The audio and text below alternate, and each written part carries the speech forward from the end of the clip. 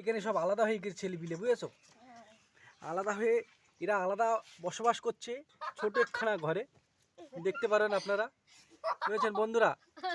এরা সংসার ধর্ম সব আলাদা করে নিয়েছে ছেলেপিলে সব, বুঝেছেন?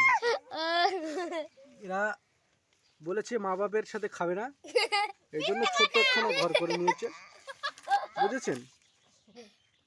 ঘরের তোমরা যদি কেউ সাহায্য দিতে চাও দিতে পারো, একতলা একটু বাড়ি করে দেবো এদেরকে, তাই ভাবছি, বুঝেছেন?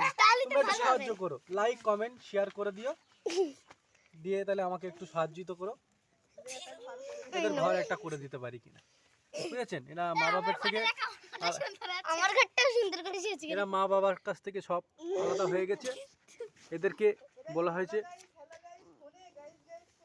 হ্যাঁ দেখা যাচ্ছে এইগুলো আমার